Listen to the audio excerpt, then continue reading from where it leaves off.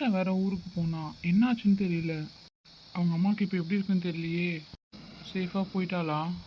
Phone பண்ணால் attend பண்ணவும் மாட்றா. இப்போ என்ன பண்ணுறது? இவன்கிட்ட கேட்போம்.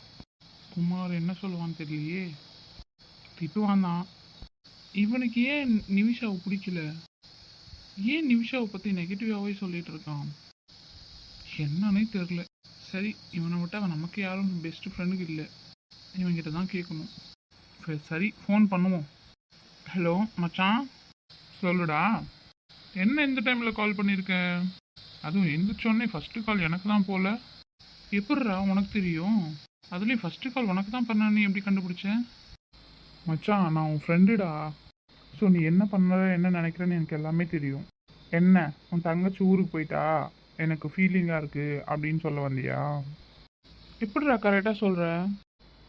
உன் கூட இத்தனை வருஷமாக இருக்கிறேன், எனக்கு தெரியாது? ஏய் சூப்பர் மச்சான், என்னை பற்றி இவ்வளோ புரிஞ்சு வச்சுருக்கேடா. தெரியும்டா, நீ என் ஃப்ரெண்டு. சரி, அப்போ நிமிஷாவை மட்டும் ஏன்டா இப்படி தப்பாக புரிஞ்சு வச்சுருக்க?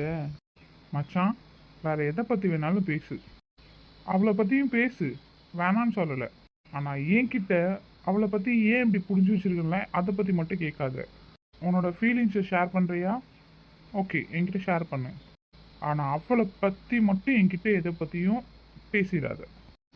ஏண்டா, உனக்கு ஏண்டா நிமிஷாவை பார்த்தாலே கோவம் வருது?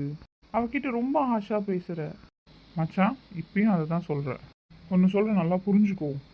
அவள் உனக்கு மட்டும்தான் தங்கச்சி, எனக்கு ஜஸ்ட் ஒரு ஃப்ரெண்டு, அவ்வளோதான். என் தங்கச்சியெல்லாம் நான் அவளை என்றைக்குமே ஏற்றுக்க மாட்டேன். புரியுதா? நீயாச்சு அவளாச்சு, நான் எதுலையுமே உங்கள் விஷயத்தில் நான் வரமாட்டேன். ஏன்டா இப்படி சொல்கிற? நான் சொல்ல வேண்டியதை சொல்லிட்டேன், அவ்வளோதான். பர்சனலாக எனக்கு அவளை பிடிக்கல. ஸோ என்னால் அவகிட்டலாம் போய் பேச முடியாது. உன் விருப்பம்டா, நீ பேசு.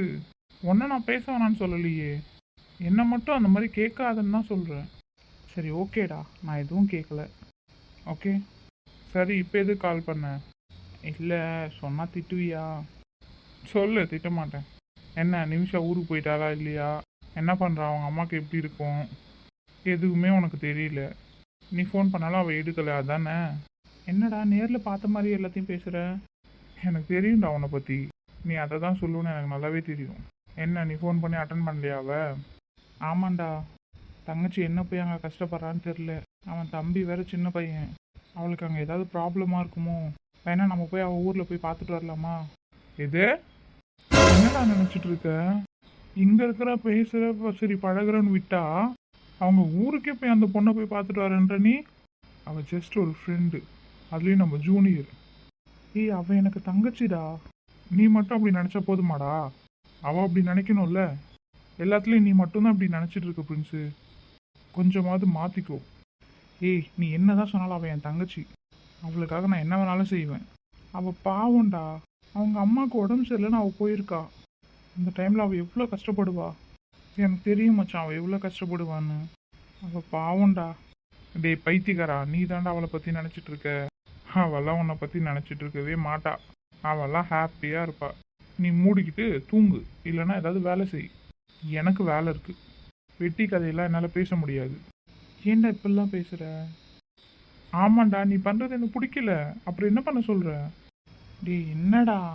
பிரின்ஸு ப்ளீஸ்டா, எனக்கு ஒர்க் இருக்குது, நான் கிளம்புறேன் சரியா? இதெல்லாம் பற்றி யோசிக்காமல் வேலையை போய் பாரு. பாய், டேக் கேர். நான் அப்புறமா மீட் பண்ணுறேன். டேய் ஒரு நிமிஷம்டா. Hello hello வச்சிட்டான். இவன் ஏன் இவ்வளோ கோவப்படுறான்? இவனுக்கு நிமிஷாவை கண்டாலே பிடிக்க மாட்டேங்குது. இப்போ என்ன பண்ணுறது? பார்ப்போம், எதுவாக இருந்தாலும்.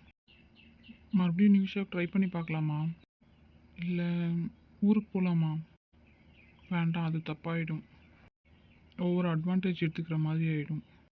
இருந்தாலும் மனசு ஒரு மாதிரி கஷ்டமாகவே இருக்குது. நிமிஷா எனக்கு கூட பிறந்த தங்கச்சி, அந்த மாதிரி தான் நான் இன்னமும் நினச்சிட்ருக்கேன். அவளுக்கு ஒன்றுனா நான் தாங்க மாட்டேன். இதெல்லாம் ஏன் குமாருக்கு புரியலன்னே எனக்கு தெரியல. அவள் என்னோடய சிஸ்டர். அவன் மேலே நான் அவ்வளோ பாசமாக இருக்கேன்னு அவளுக்கு புரியவே இல்லை. ஏன் தான் இப்படி பண்ணுறானோ தெரில. சரி, குமார்கிட்ட பேசுவோம். அவனை போயே பார்ப்போம். இந்த பிரின்ஸு பையன் வரான்னா இன்னும் ஆளை காணும். இவன் எப்போ தான் திருந்த போகிறானோ? என்ன பண்ணுறது, நம்மளும் எவ்வளோ சொல்லிட்டோம். அவன் கேட்குற மாதிரியா இருக்கான். அவனுக்கு பட்டு தான் புரியணும்னு நினைக்கிறேன்.